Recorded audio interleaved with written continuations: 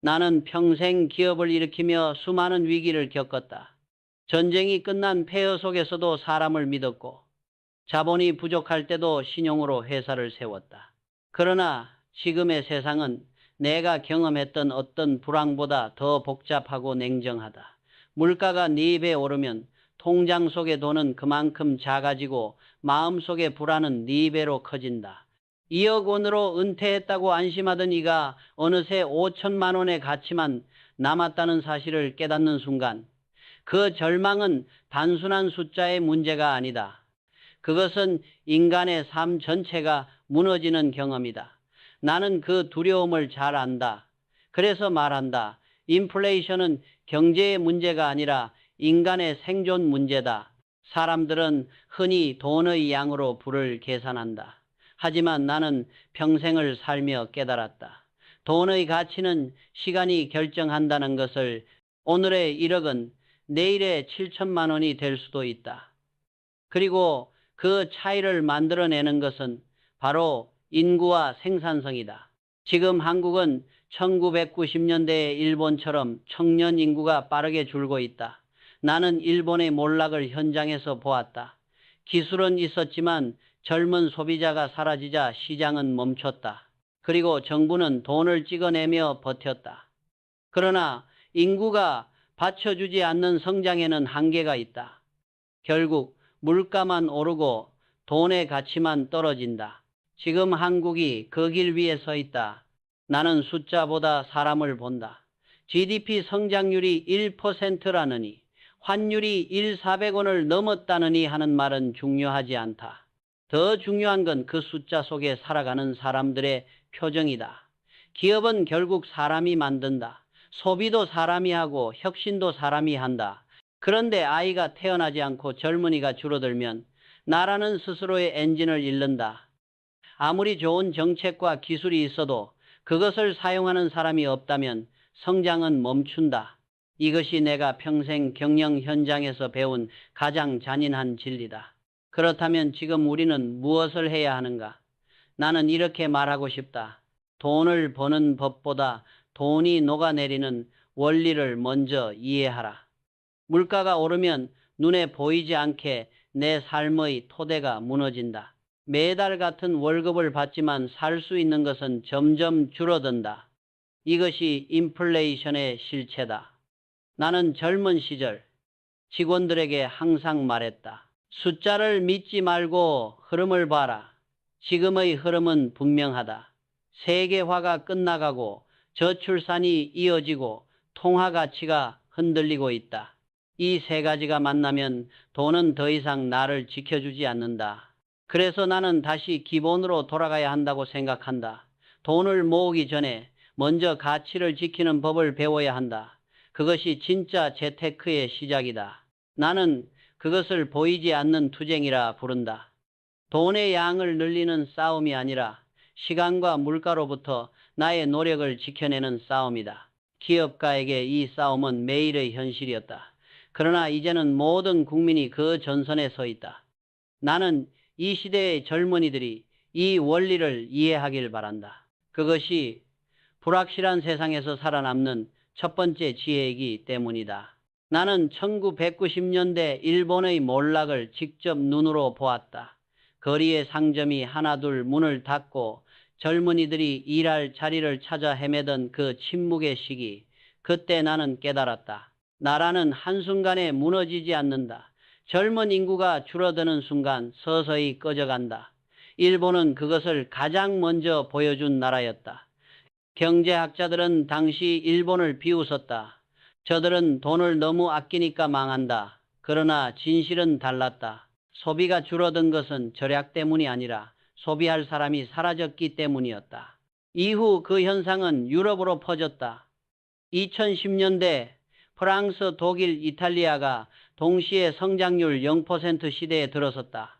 나는 그때 일본화 자페니피케인라는 단어가 얼마나 무서운 의미인지 알게 되었다. 출산율이 떨어지면 15세에서 64세 사이의 생산 연령 인구가 줄고 결국 기업은 성장할 시장을 잃는다.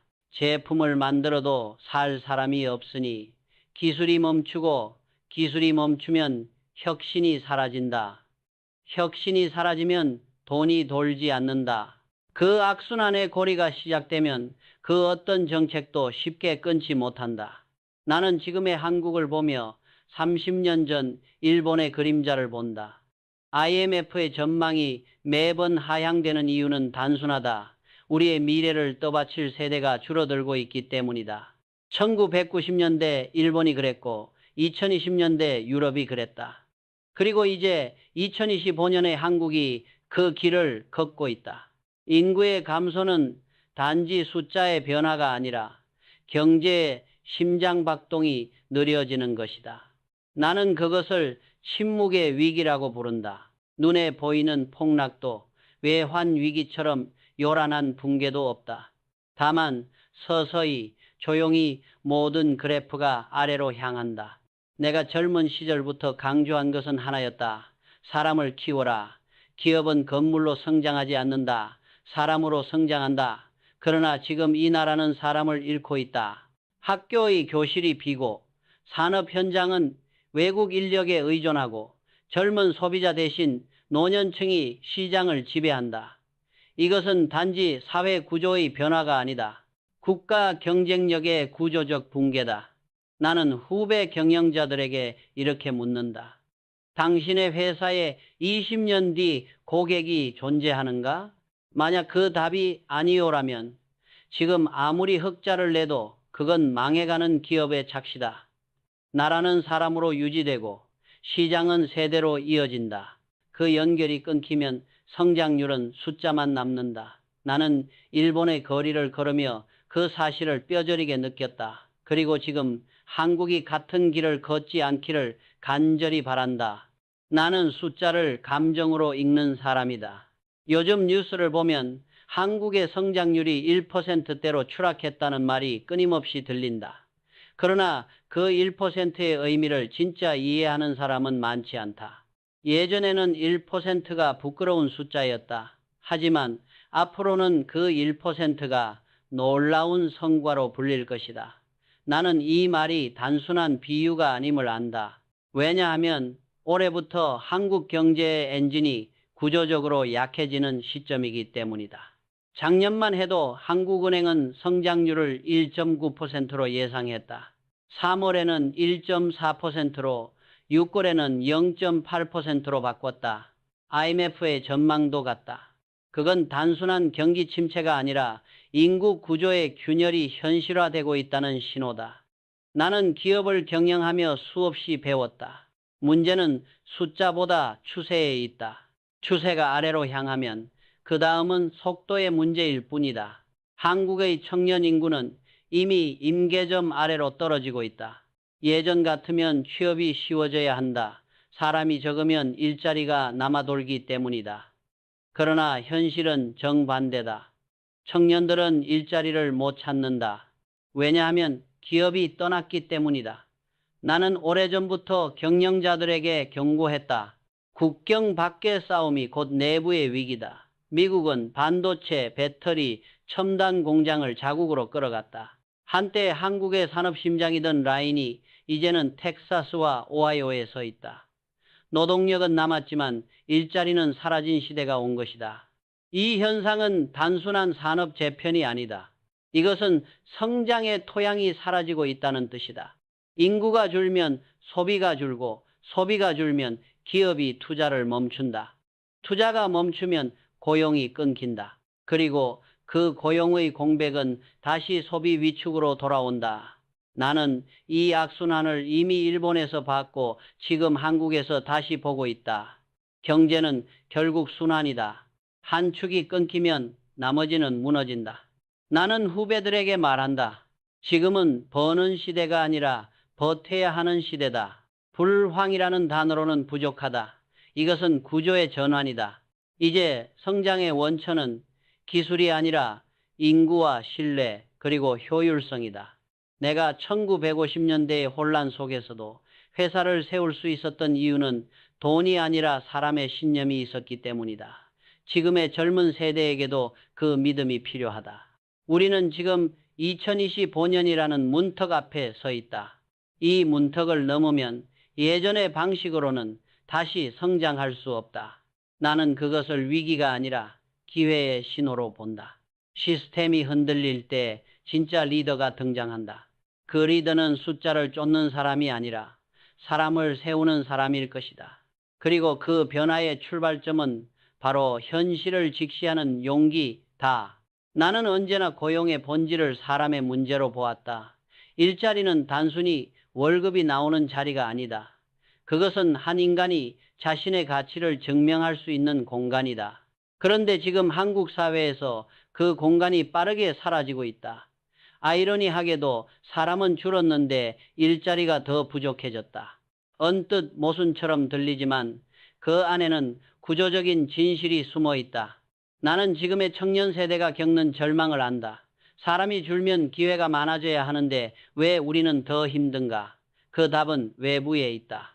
미국은 자국의 산업을 되찾기 위해 세계의 공장을 끌어갔다. 반도체, 배터리, 인공지능 같은 고임금 산업이 하나둘 해외로 이전되었다. 한때 우리 산업의 자존심이던 라인이 이제 미국과 유럽의 대지 위에서 돌아간다. 남은 것은 판매점과 유통망뿐이다. 국가의 성장 엔진이 해외로 이전된 시대. 그것이 지금의 한국이다. 나는 이를 보이지 않는 탈출이라고 부른다. 자본이 떠나고 기술이 따라가면 그 자리는 쉽게 채워지지 않는다.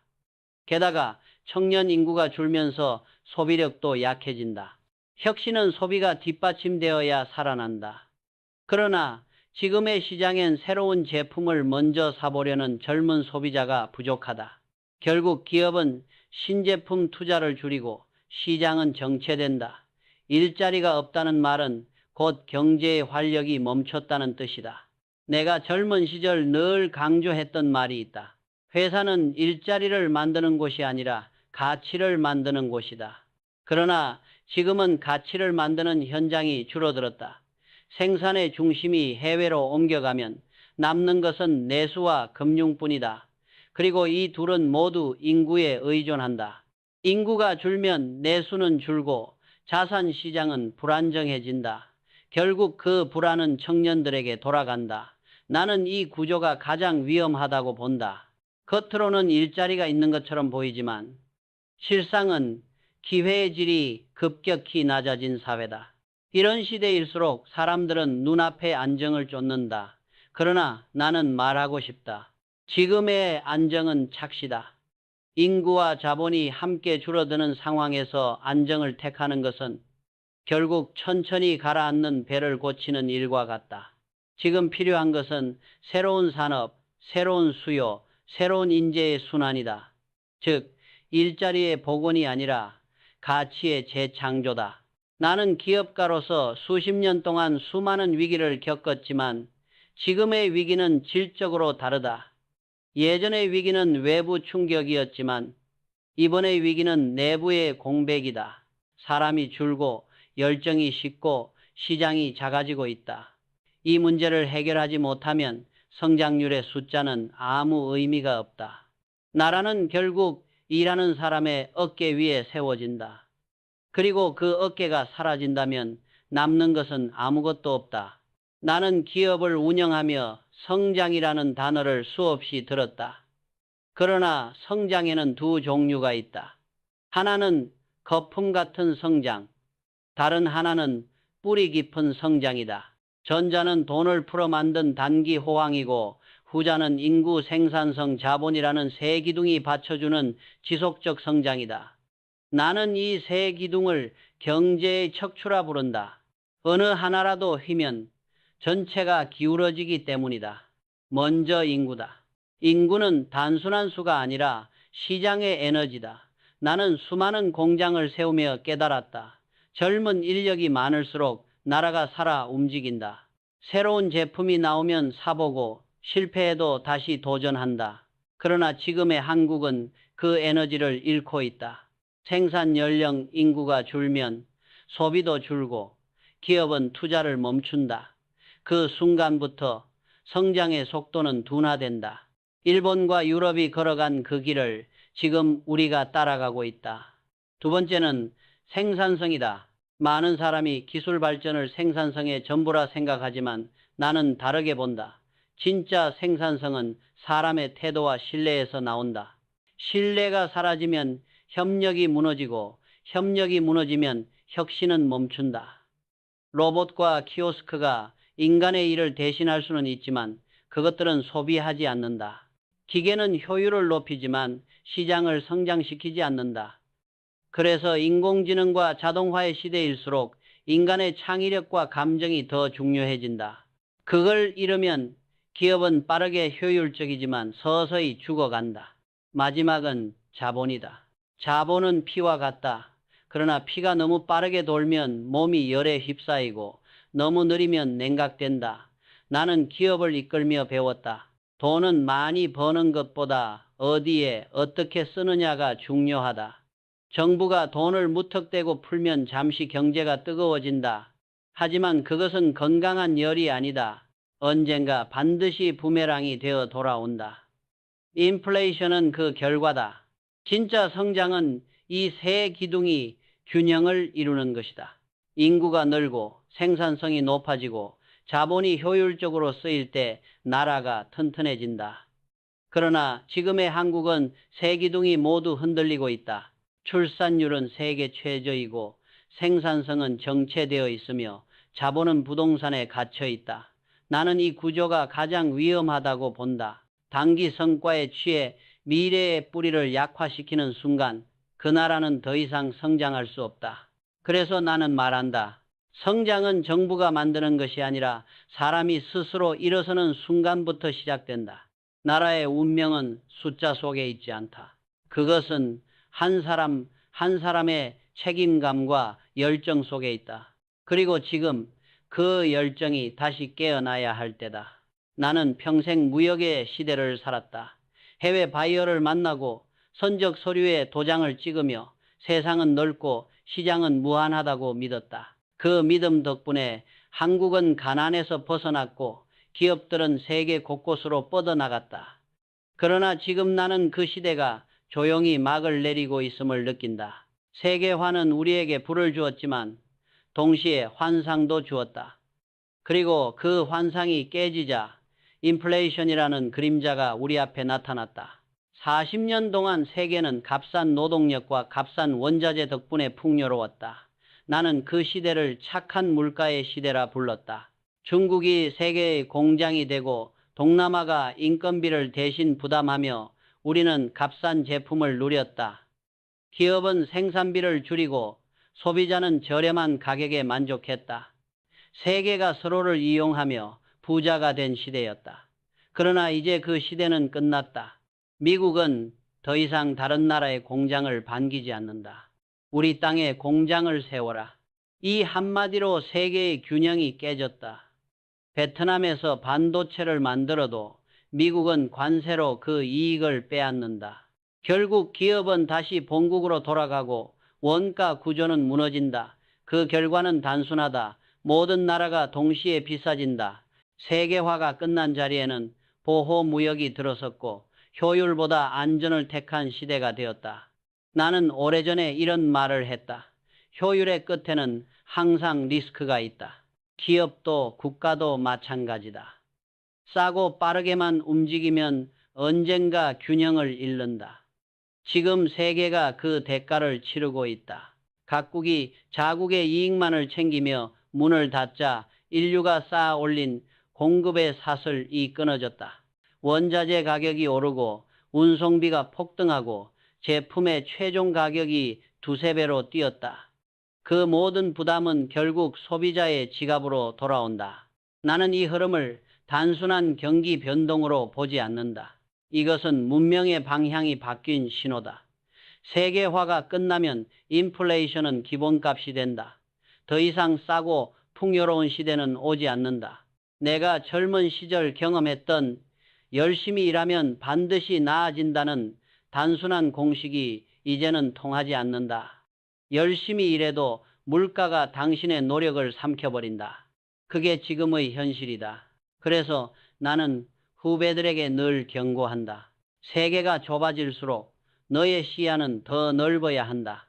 이제는 해외 시장이 아닌 내 안의 경쟁력을 키워야 한다. 외부 환경은 통제할 수 없지만 스스로의 생산성과 신뢰는 지킬 수 있다.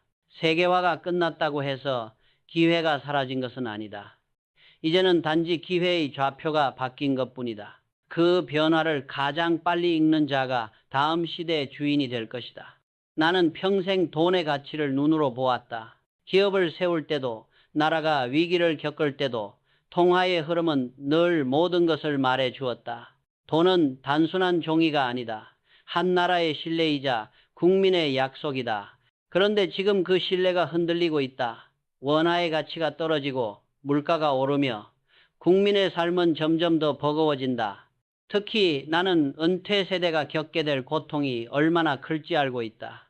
한 사람이 평생 일해 모은 2억 원으로 은퇴를 준비했다고 하자. 그러나 물가가 4배 오르면 그 돈의 실제 가치는 5천만 원에 불과하다. 그가 평생 저축한 시간, 땀, 희생이 단 몇 년 만에 증발하는 것이다. 이것이 인플레이션의 잔인함이다. 노후의 안정은 숫자에 있는 것이 아니라 구매력에 있다.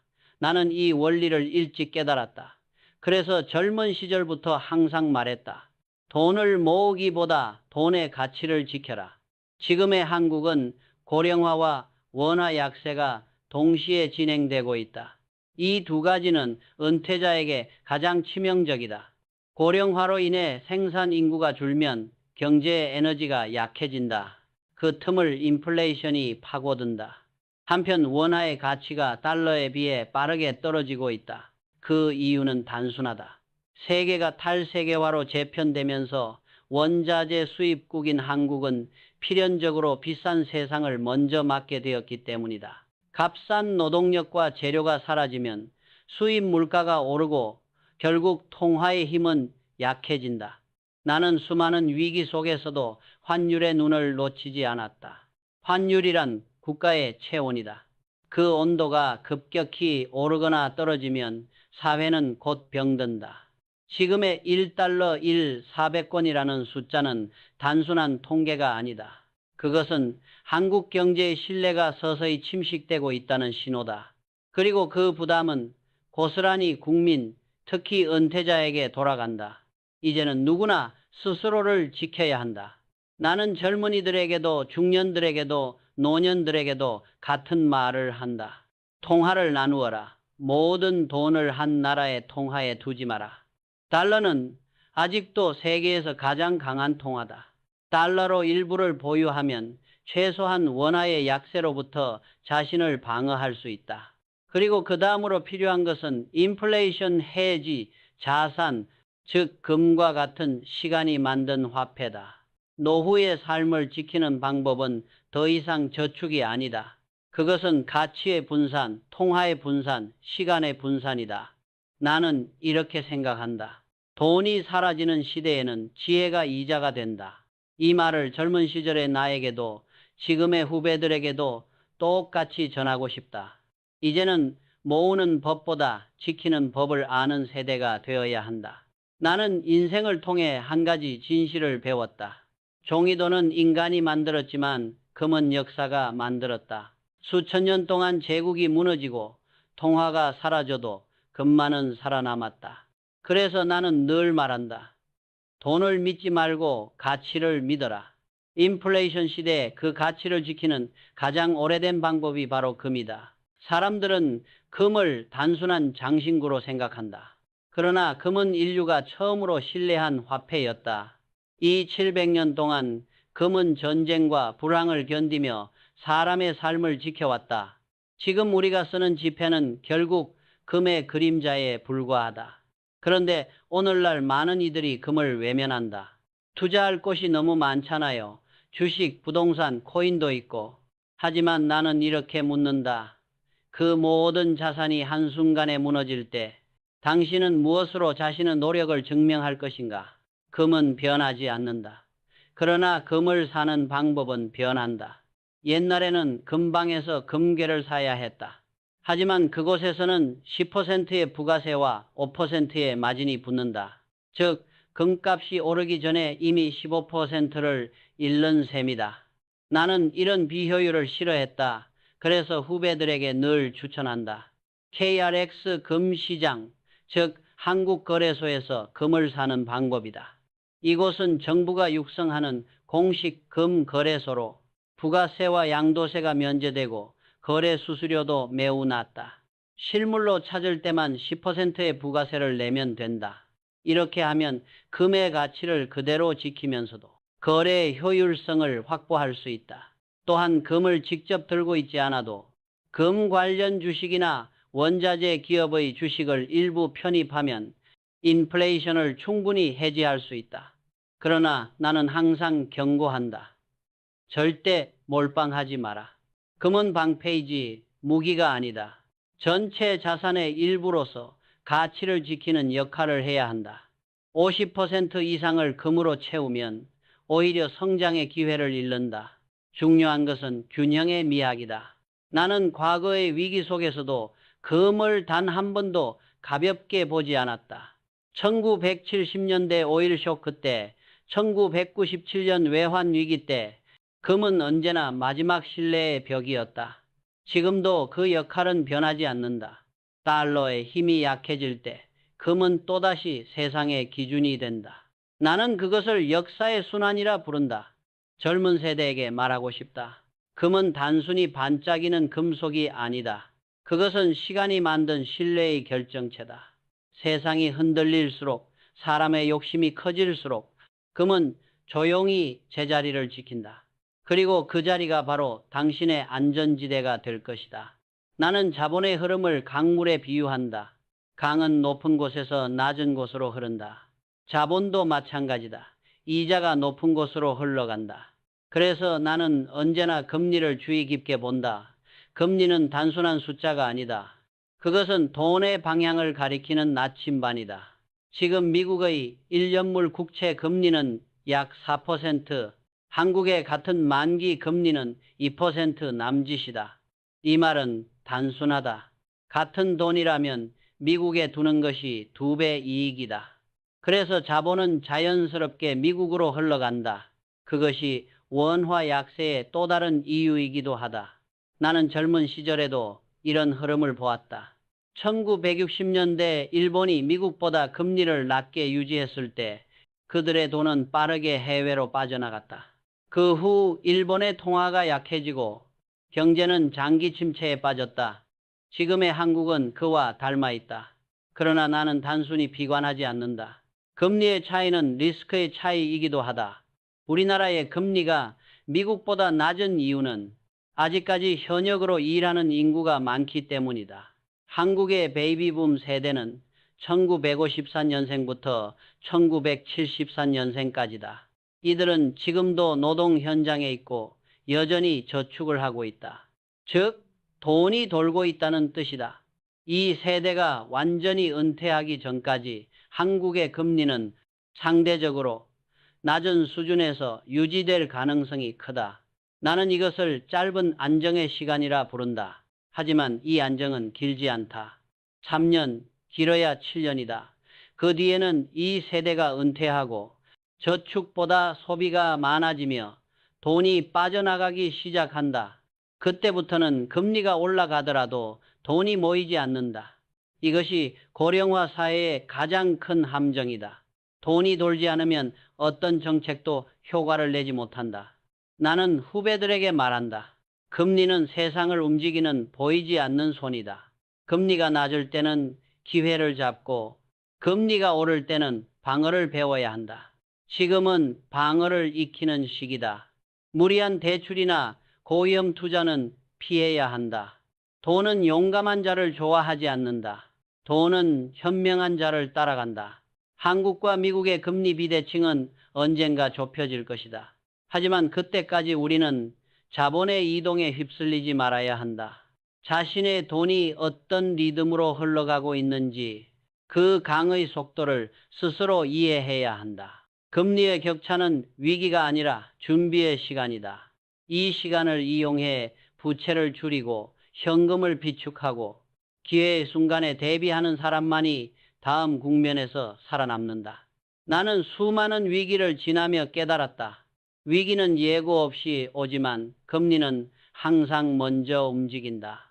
그 움직임을 읽는 자만이 돈의 계절이 바뀔 때 방향을 잃지 않는다. 나는 평생 동안 수많은 자산의 흥망을 보았다. 그 중에서도 사람들의 믿음이 가장 강했던 자산은 언제나 부동산이었다. 물가는 올라가도 땅값은 오른다. 집만 있으면 망하지 않는다. 이 말들은 오랫동안 불변의 진리처럼 통했다. 그러나 나는 수십 년의 경험 끝에 깨달았다. 인플레이션이 왔다고 해서 부동산이 반드시 오르는 것은 아니다. 부동산의 가치는 단순히 건물의 값이 아니라 그 뒤에 숨은 돈의 흐름에 달려 있다. 물가가 오르면 중앙은행은 반드시 금리를 올린다.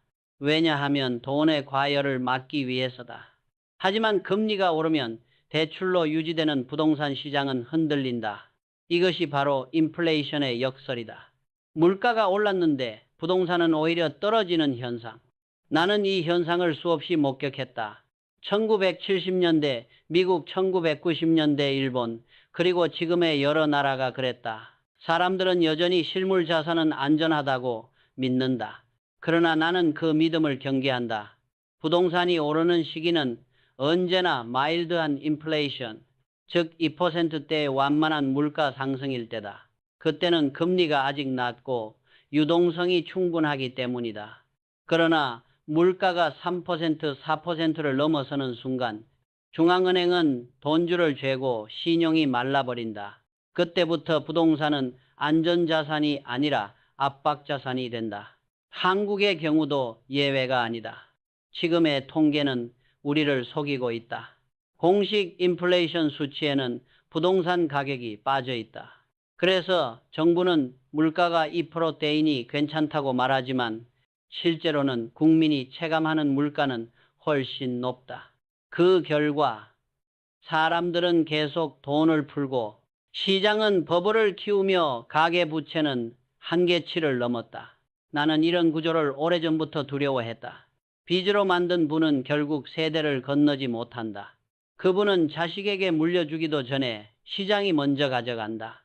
나는 젊은이들에게 말하고 싶다. 집을 사는 것은 목표가 아니라 수단이어야 한다. 당신의 인생은 벽돌의 개수가 아니라 현금 흐름과 신용의 강도로 결정된다. 인플레이션 시대의 부동산은 당신을 보호하지 않는다. 오히려 당신의 목을 조를 수도 있다.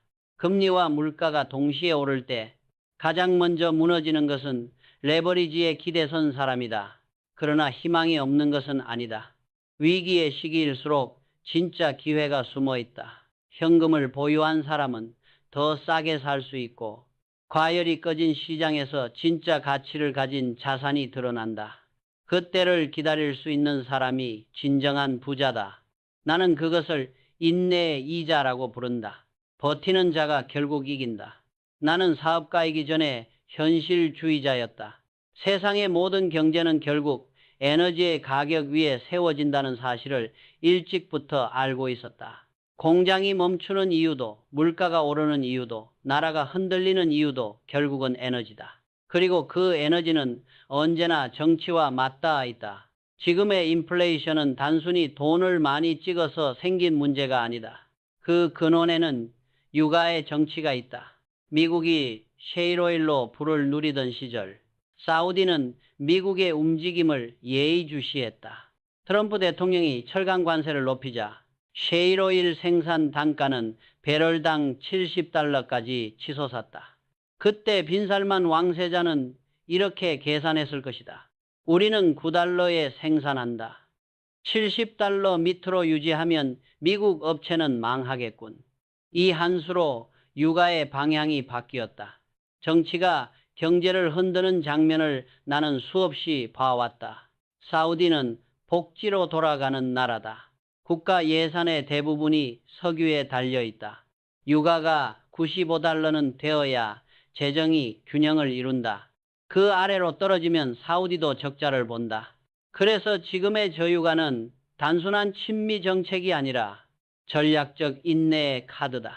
그들은 미국의 셰일 기업이 무너질 때까지 기다리고 있는 것이다. 언젠가 다시 유가가 급등하면 그때 인플레이션은 또다시 불붙을 것이다.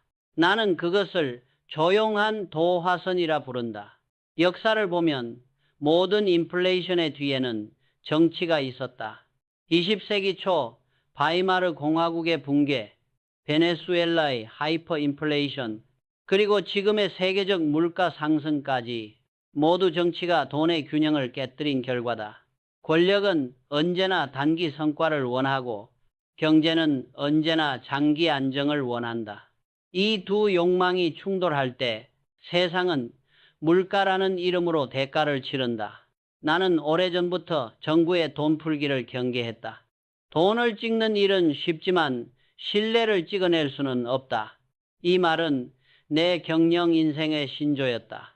지금의 세상은 신뢰보다 속도를 중시한다. 하지만 속도가 신뢰를 앞서면 결국 시장은 붕괴한다. 통화의 신뢰가 무너지면 그 나라는 이미 반쯤 무너진 것이다.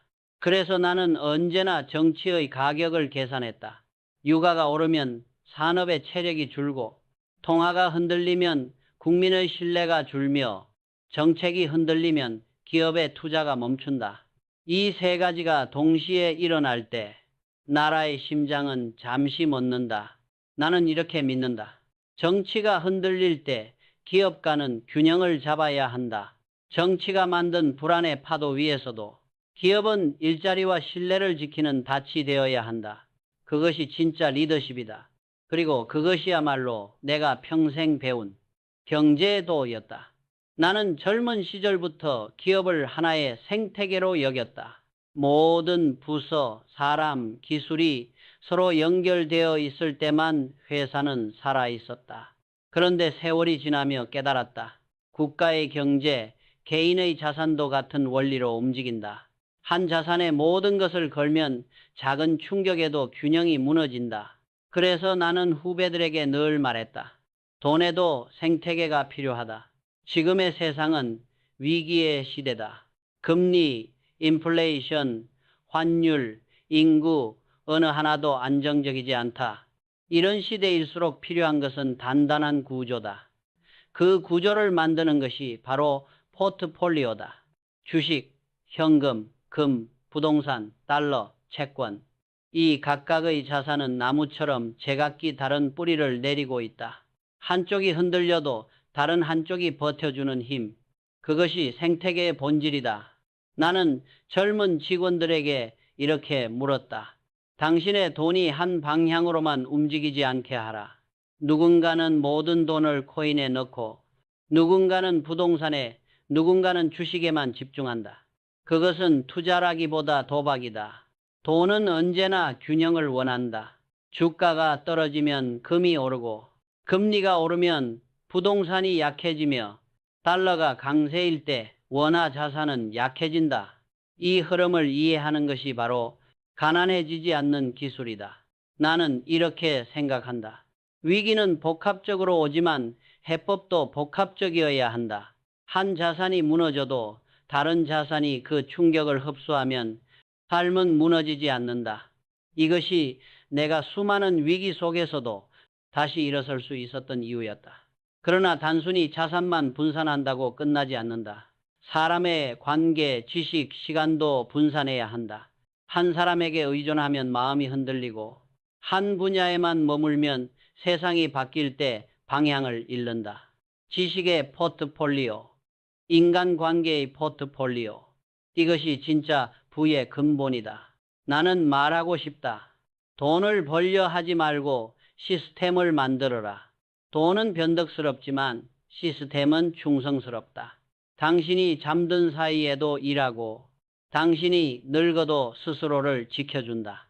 그 시스템의 뿌리가 바로 포트폴리오다.